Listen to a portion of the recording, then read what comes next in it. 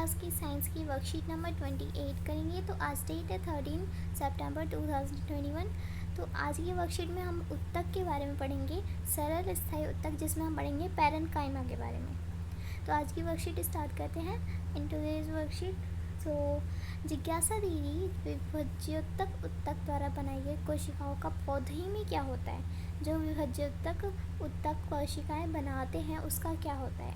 ज्ञान विभज्योतक उत्तक द्वारा बनाई गई कुछ कोशिकाएं एक विशेष विभाजन प्रक्रिया के बाद धीरे धीरे विभाजित होने की योग्यता खो देती हैं। यानी कि जो विभज्योतक उत्तक द्वारा जो कुछ कोशिकाएं होती हैं वह विभाजन होती हैं, यानी डिवाइड होती हैं पार्ट्स में, तो धीरे धीरे क्या होती है, डिवाइड होने की योग्यता खो देती हैं। तो क्या होता है, ये कोशिकाएं एक विशिष्ट प्रक्रिया, जिसे हम क्या कहते हैं, ये जब डिवाइड होने की योग्यता खो देती हैं इसे हम विभेदीकरण कहते हैं। विभेदीकरण के द्वारा स्थायी उत्तक का निर्माण होता है।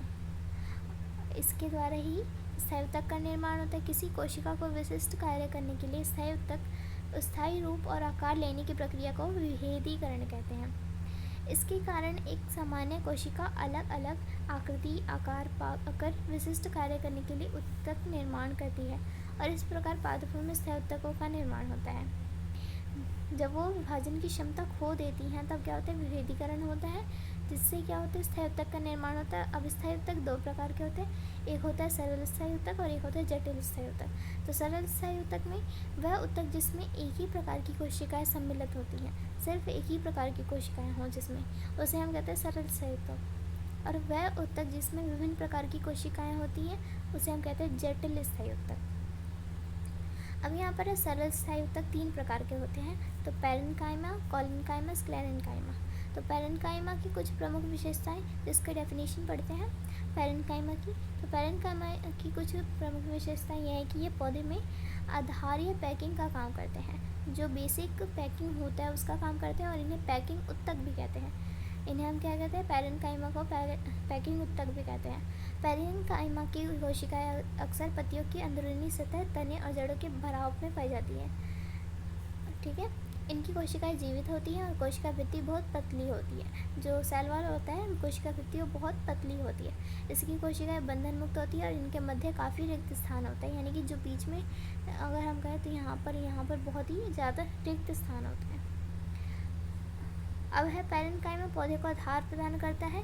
इसको क्या करता है, पौधे को ही आधार प्रदान करता है। इनकी कोशिकाओं में बड़ी राजधानियाँ होती हैं और जल और भोजन को एकत्रित यानी भंडारण भी करता है ये पैरेन्काइमा।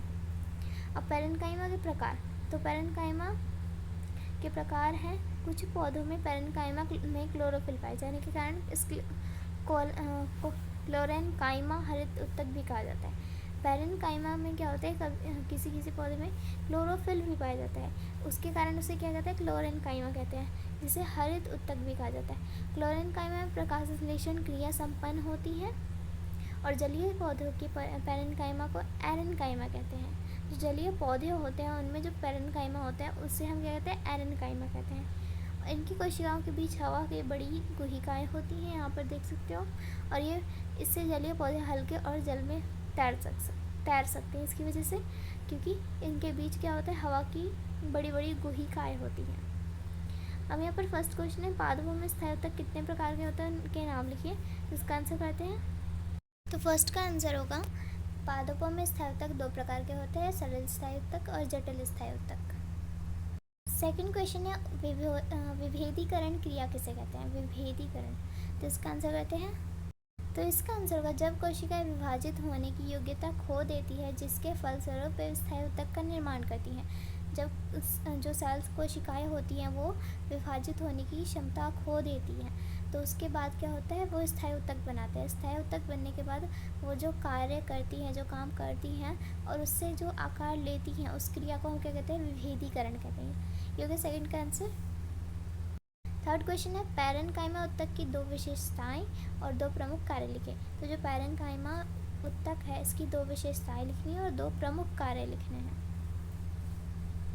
तो इसकी विशेषताएं ये हो जाएंगी, यह पतली कोशिका भित्ति वाली सरल कोशिकाओं का बना होता है। इस प्रकार की उत्तक कोशिकाओं के मध्य काफ़ी रिक्त स्थान होते हैं, यानी कि जो कोशिकाएं होती हैं उसके बीच में जो स्थान होता है वो अधिक होता है, ज़्यादा होता है। इसका काम क्या होता है, तो ये भोजन का भंडारण करता है और यह उत्तक पौधों को सहायता प्रदान करता है।